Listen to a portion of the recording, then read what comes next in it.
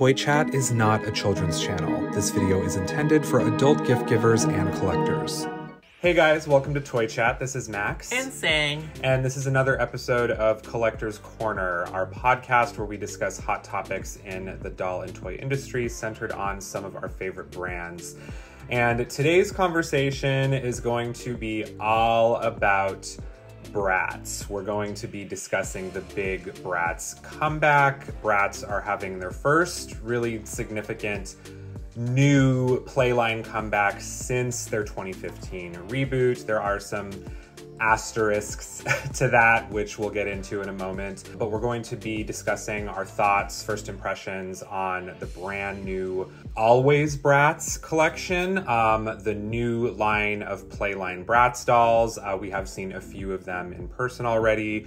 We are going to be discussing what a Bratz comeback in general is going to mean to, MGA and the collector space. We're going to be addressing how the Rainbow High soft reboot, which we've already discussed at length in a previous podcast, how these two things kind of tie together and impact each other in a sense. There has been some conversation and speculation that, Bratz may have snatched up a little bit of Rainbow High's budget and certainly kind of their general focus, it feels like. We're going to be talking about that. So to kick right off into this conversation, we do first and foremost, we have to give a little bit of a disclaimer that Sang and I are not long time or super significant Bratz fans.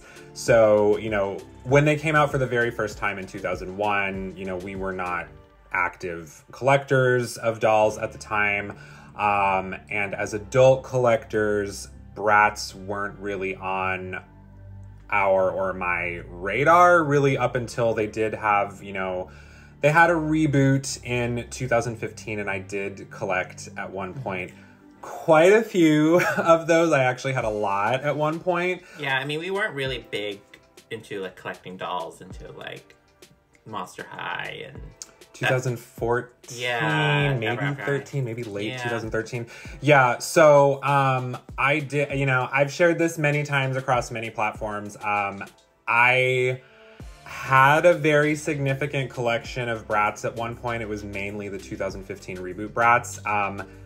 And almost all of them were stolen out of my car. Essentially, I made the mistake of I had packed a majority of my collection up to put into storage. There was a lot going on in my life at the time, and I ended up I made the mistake of leaving the box in my car overnight. And the next morning it was gone. So I basically lost almost my entire Bratz collection, and I do have to admit that incident kind of colored my approach on Bratz in general moving forward. I'm like, well, the universe is just telling me I'm done with these. But, so yeah, I haven't really collected too many Bratz at all since then. Sang has kind of never collected Bratz. They're not really my aesthetic, but I do appreciate their legacy and what they contribute to the doll community as a whole. Mm-hmm. But yeah, they're not really my kind of aesthetic. But I keep an eye out when I see Bratz in stores or what the newest lines are out. And their social media is iconic. Yes. You have to give them that. Yes, definitely. So just to share, a little bit of history, obviously Bratz has an extremely lush legacy. Really, back in the day, Bratz was, pretty much one of the first, if not the first, doll brand to really give Barbie a run for her money. Yes. Really, and I think in many ways, Bratz was envisioned as the anti-Barbie, as where, Barbie in a sense was very, in many ways, especially back in the day, at the time, as she's described, quote unquote, Barbie core, very pink, very girly, safe and family friendly in many ways. Of course, Barbie's had her own controversies over the years, as where Bratz really had an edge out the gate. They were very fashion focused, fashion forward. They offered diversity right out the gate. Characters of various ethnicities in the very first series of Bratz, which Barbie was not doing so much at the time. And obviously Bratz had their heyday, you know, came and went. They were gone for a little while. As with every other doll line, they had their ups and downs, their sales success and their sales dips. And they did... And a lot of spin-offs, too. And many spin-offs. Yeah, I mean, okay, we're just gonna say real quick off the bat, if Bratz are coming back, we really, really, really want Bratzillas to come back. Yeah, Bratzillas were fabulous. Sang was super down with those as well. Yeah, we were huge fans. Like they had the inset eyes that were gorgeous. Fully articulated. More articulation than most traditional Bratz. You know, they had a little more of like a fantasy aspect. Yeah, so I would love to see Bratzillas come back. So they had their first reboot in 2015. We reviewed a couple of those dolls, and as with, you know, many doll reboots, when they came back for the first time, they were a little sweeter, they were a little more child-friendly, they had gentler, you know, expressions and screenings as opposed to the very kind of like severe, vampy, you know, faces they originally had. There were some people I know who enjoyed that reboot. I personally thought it did offer some really cute things in terms of, you know, fashions and stuff. I was obsessed with pink-haired selfie snaps Chloe and, you know, all the different fashions at the time. I loved like my EDM raver and Jade. They had more articulation too. Yeah, so what's really interesting, they added knee articulation, which was something that had really been long missing to my understanding from Bratz. We'll circle back to that conversation piece a little bit later. So the initial Bratz reboot didn't last that long. It started petering out and I believe had its final batch of releases sometime in 2016. Some of the stuff on the shelves may have bled into 2017. But since then, there have not been any, or very, very, very few. There have been very, very few, next to zero, brand new playline, meaning on retail store shelves, Bratz dolls with new designs. Obviously, Bratz has had some activity, of course, over the past couple years. In 2018, they did release a single collection of adult collector Bratz, which we reviewed those as well a couple years ago. Those were, I think those were online exclusives. So they weren't playline. They were not playline, but they were original designs. And then in 2021 was really the first time we started getting, or around then was when I think information of this may have leaked in like 2020 or something like that. But in 2021, we really received word like, oh no, yeah, Bratz are coming back for real officially. Like they're coming back with new dolls, new animation, all this stuff. And how that kicked off was with a series of reproductions, essentially. So old Bratz, classic Bratz, were seeing themselves back onto store shelves again. And these were actually things that appeared in like Targets and Walmarts, and you could buy them on Amazon and stuff like that. We reviewed the 20 years anniversary dolls, which was slightly updated reissues of the very original Series 1 Bratz. And those had, you know, of course, they were based on the original Bratz, so they had the retro feel. They had the 5 points of articulation plus their little feet, their shoe feet that you could twist around if you want to call that articulation. But there have been like 1 or 2 exceptions of new playline doll designs, like Pretty in Punk, Sasha, technically speaking.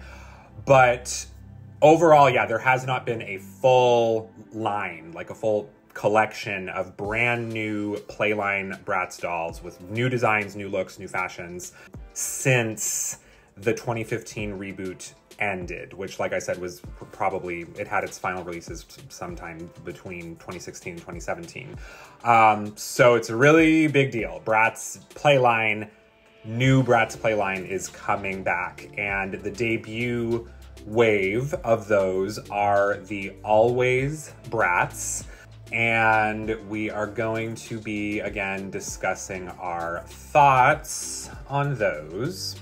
So the Alwayz Bratz dolls include the classic core 4 characters, Chloe, Yasmin, Sasha, and Jade. They cost $24.99 each, and they're available now at Walmart, Amazon, and the official Bratz website. We found these at Walmart a while ago. Yeah, like it was like almost many, like before Christmas. I feel like it was, yeah, so it was quite a while ago. And we posted a TikTok and Instagram reel and YouTube short on us like finding those, coming across those, and it performed extraordinarily well. It was one of our most viewed and liked and commented on, you know, TikTok and reels in recent history. And I mean, I feel like we were among the first people to find them in stores. So they were like brand spanking new, and obviously, as we know from previous experience, Walmart doesn't really use or respect street dates, so they kind of just slop stuff out on the shelf as soon as they receive it. So yeah, these dolls have been found on and off at Walmart for some time now. But yeah, since then, you can also now get them at Amazon and the Bratz website. They have the same arm and wrist articulation pretty much as the 2018 collector Bratz. So they're able to move at the elbow, at the wrist. They also have like that additional little twisty joint on the upper arm, which is great. Obviously, that was one of the things that was really, really limiting about the early Bratz was you could move their arms up and down, and that was it. They're at the shoulder. However, they do come with the bendy snap joint knees. So they do not have like, you know, the 2015 reboot knee articulation. To address the articulation specifically, I don't know why there have been next to no Bratz. I think one of the very few exceptions, I think that, you know, I'm sorry, longtime Bratz collectors, I'm sure, can probably correct me on this. Me personally, since the 2015 reboot, I don't recall seeing Bratz dolls that had the high tier arm articulation and the knee articulation, other than like the Pets ones, which that was like, it's really sad that the last Bratz reboot started adding articulation right as it like phased out. Yeah. Literally, the Pets ones that we reviewed was literally like one of the final releases of the reboot. So it's a little bit of a bummer. These new ones don't have the knee articulation. So basically, so they come with one single outfit. Again, these are new outfits, new designs. They all come with a purse and a variety of accessories, including, you know, of course, you know, the classic Bratz brush, although it's not the lip brush, which I know has been a previous Bratz thing, and various other accessories, you know, like phones, makeup, yeah, accessories. These dolls do also have a handful of real-world fashion inspiration, which once again just makes us think of Rainbow High. Put a pin in that, we'll come back to it. Sasha's purse is inspired by the Coperni glass swipe bag, which we saw recently on Mixed Media Tiago from Integrity Toys. And I know people have been saying Yasmin's outfit is based entirely on like a real-world ensemble.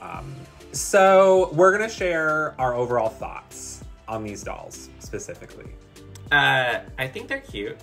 MJ is really good about like having packaging that really pops on the shelves, and I do appreciate that they kind of have like that real world inspiration fashion. They still have the same issue I had with Bratz in the past. Yeah, they have those interchangeable feet that are attached to the shoes. So some of them, like Chloe's shoes, can be only used on her and her skin tone because you can see her toes. So you can't put those shoes on like Yasmin or something like that. Yeah. So I hope that's something they will reconsider in the future, having kind of like shoes separate from the feet. They've done shoe packs in the past, yeah, so hopefully... Yeah, but the shoes are attached to the foot though.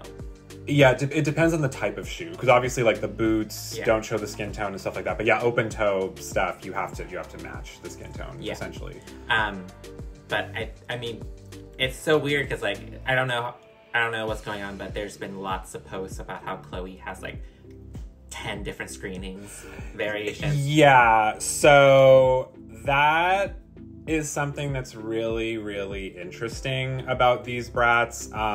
Most of the posts I've been seeing have been Chloe specifically, but I have to imagine this is probably the case with multiple or all the characters.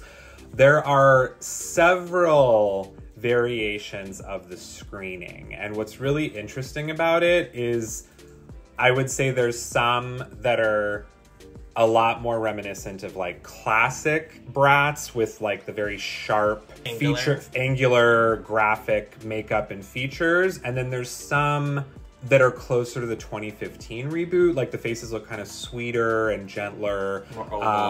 And some of them are kind of wall-eyed and look really... So it's really crazy because I'm used to there maybe only being like 1 or 2 screening variances. Yeah. Like an Indonesian like production variant and then Singaporean or whatever, wherever, you know, the dolls... Different factories. The different factories wherever they're produced. But... this is kind of crazy. There's like several. I even think like the ones we're looking at right here, like 4 of them. It's not even all of the ones that people have been sharing. Yeah. And it's a lot of subtle variations. Yeah, like the lips are different on some of them. Yes. So it's really interesting that that's going on. I don't know if I'm a huge fan of that because I feel, and especially because these dolls have already been, you know, we have shared our grievances about shopping at Walmart many times in the past. And unfortunately, yeah, that's the thing, is based on the wording that Bratz used in their social media post. I don't even know if these are going to be available at Target. They didn't specify Target. They just said on January 1st at the time, they said available now at Walmart and later online and in the links in our bio. And if you check the links on our bio currently, it only shares Walmart, Bratz website, and Amazon. And from what I've seen, I don't think anyone has found a DPCI for these at this time of recording. I don't know if maybe they'll roll out to Target later. I mean, I have to imagine at some point the new Bratz will appear at Target because all the reproductions have been, or most of them or whatever, have been appearing at Target. In general, I think the look of these dolls is very cute. For me personally, I think the standouts are Chloe and Sasha. So we have seen Chloe and Yasmin in person. Jade and Sasha I have not seen in person. You know, I do really like Chloe's high ponytail and the denim. The leg warmers are super cute. And Sasha, I really like her jacket and, you know, her crop top. I think she's also the top half of her anyway, of her outfit, is very like neon. It's very, you know, colorful. I have seen a lot of people say that these dolls are really giving Y2K 2000s fashion, which some people I've seen are like that or happy about that. Obviously nostalgia is pretty in, and early 2000s is sort of in right now, but I've also seen many people who are not happy about that and who think that that's kind of a dated approach and that it would have been way nicer with this huge comeback if we saw very modern and current, you know, fashions on Bratz. And I feel like that's kind of what Bratz has represented for a long time, is they're on the cutting edge of fashion. They're very, you know, I think especially in their defense, though, Y2K fashion is kind of in right now. Yes. It's kind of like a thing. And I think it harkens back to when they were first produced. Yes. I think part of the problem with that is I think that this approach in particular is going to appeal a lot more to adult collectors. I'm really curious how much these dolls are going to appeal to kids, given that these are appearing on playline shelves. We've had this whole entire type of conversation, of course, in relation to Rainbow High. Obviously, controversy has followed Bratz quite a bit over the years. They have been described as, you know, very suggestive, very mature dolls that wear, you know, suggestive clothing, heavy makeup, this and that. I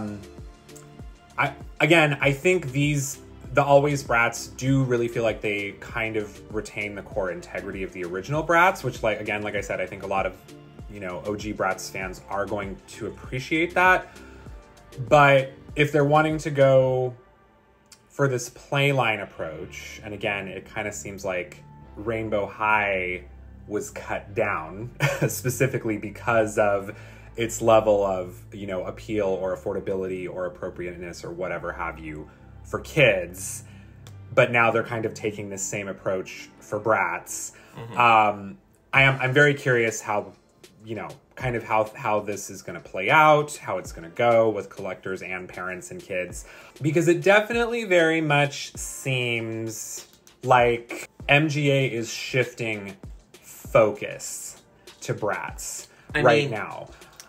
When we went to Sweet Sweets this past year, MJ was talking about how 2024 is going to be a really big year for Bratz. Yes. But, you know, given at the time we didn't realize this was the plan, we thought like there's going to be more Bratz reproduction, maybe a bigger emphasis on like the Bratz mini figures and stuff, and maybe new dolls. But we didn't realize that shifting the focus means that it'd be shifting the focus away from Rainbow High and their other brands.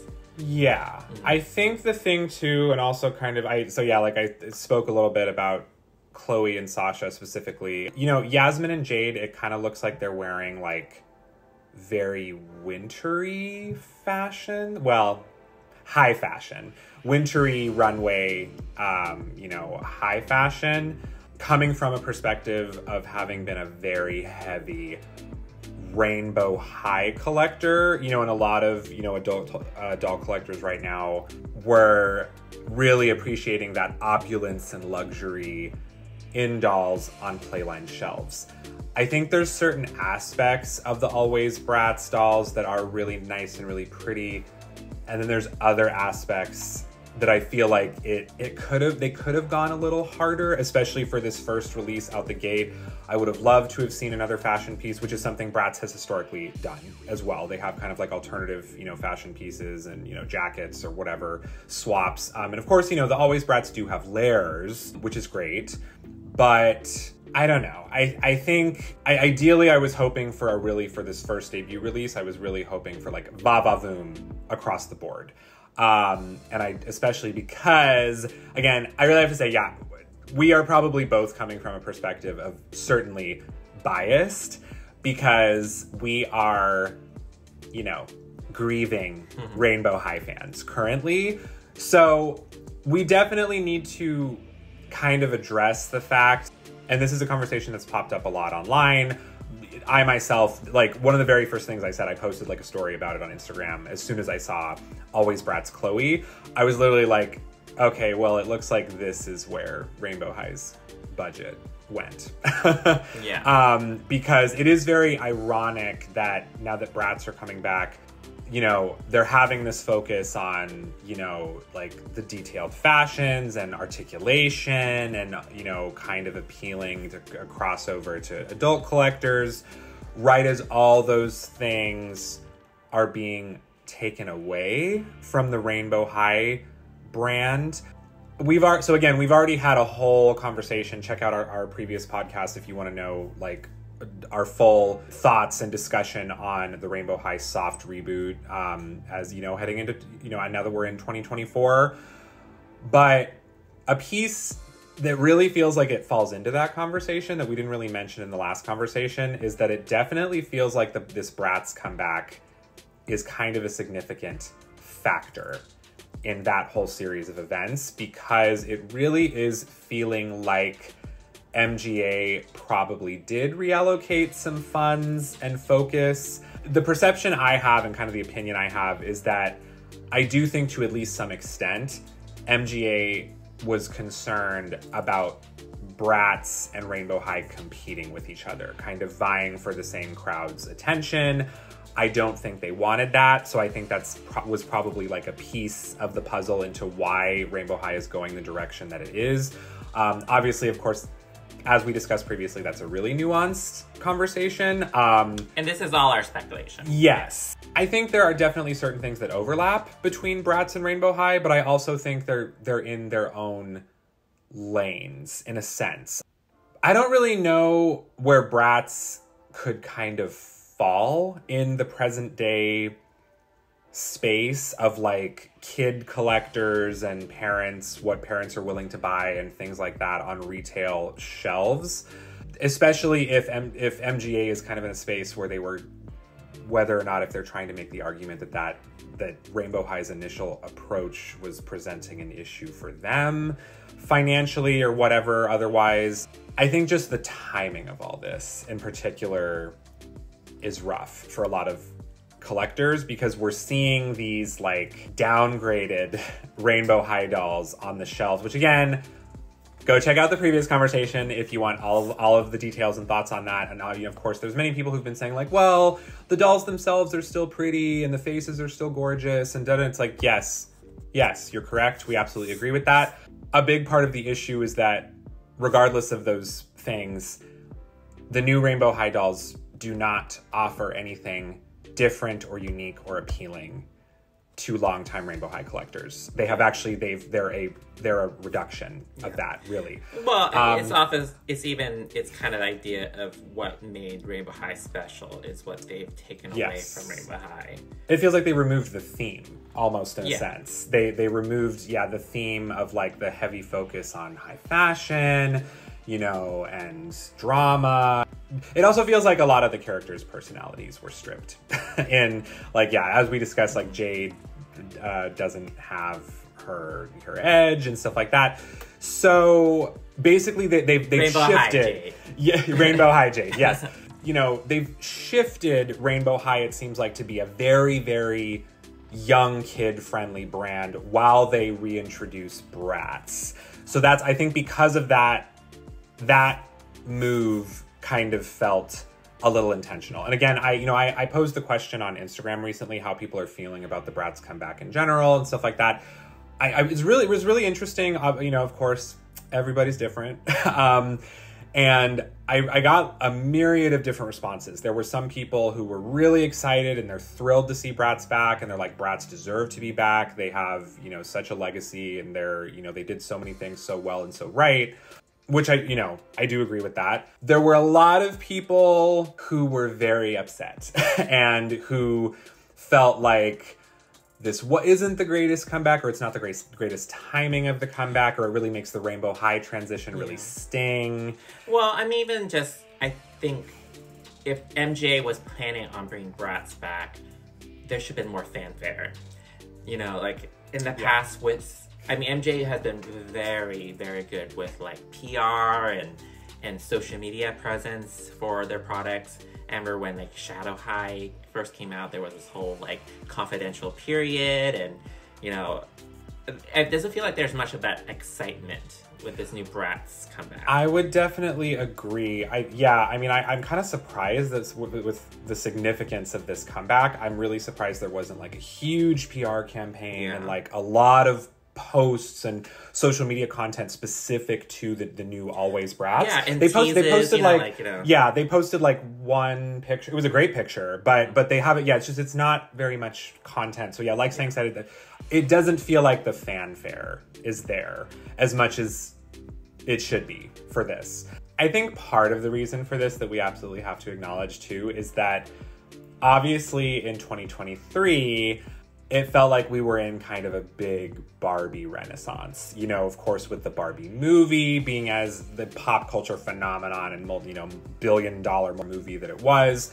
And also it's really funny too, the Barbie movie did have a subtle tongue-in-cheek Bratz reference. Yeah. one of the main characters was named Sasha, and she had, a negative impression of Barbie when she first met her.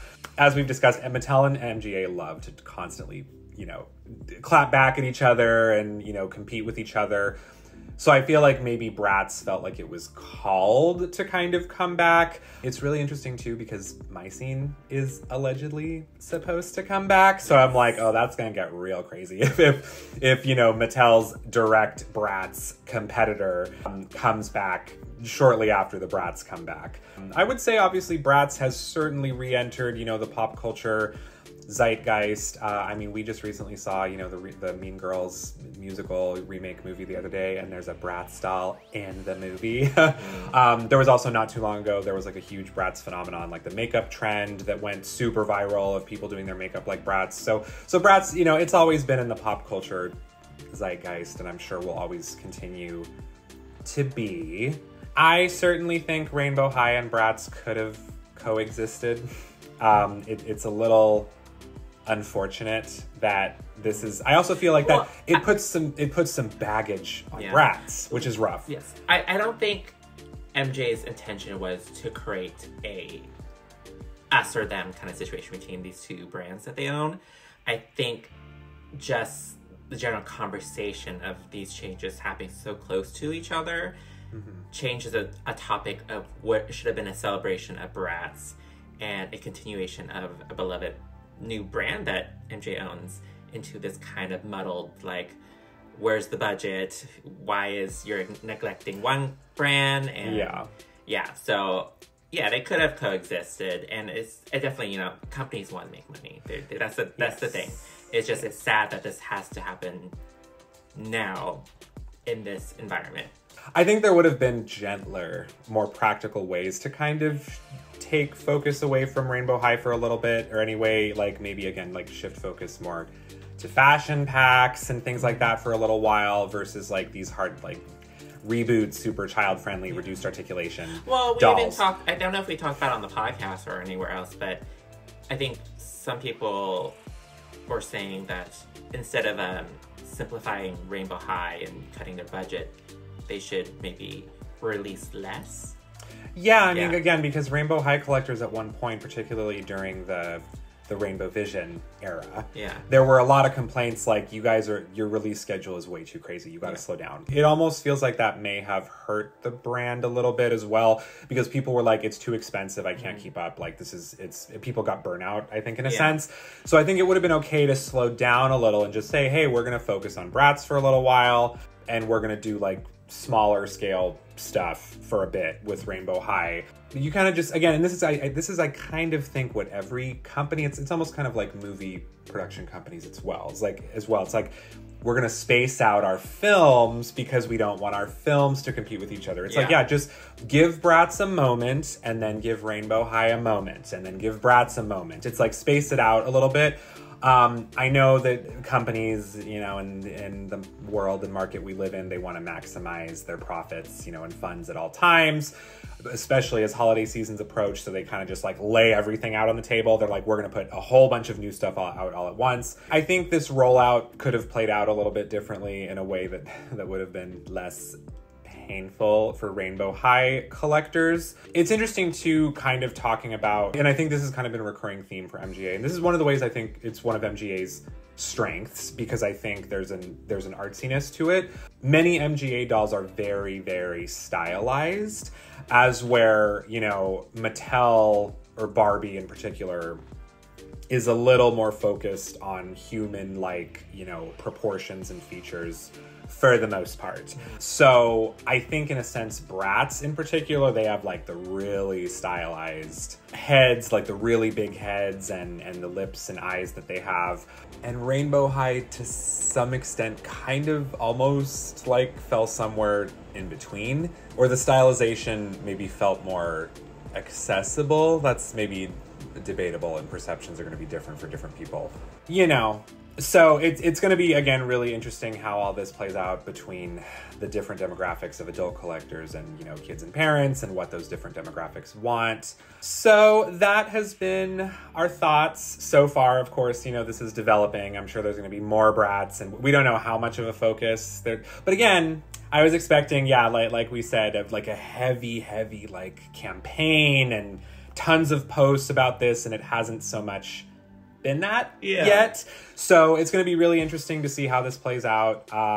You know, but definitely let us know your thoughts on the Bratz comeback, on the Alwayz Bratz, how this all relates to, you know, the arguable downfall of Rainbow High. You know, we're very curious what everyone else's thoughts are. You know, of course, we respect everyone's opinions. We know there's a lot of different opinions on this subject. We're happy to hear all of them out and have civil discussions. So definitely let us know your thoughts. Also share with us what you'd like us to discuss in the next podcast. Make sure to give us a like and a subscribe if you haven't already, and we'll see you next time. Bye.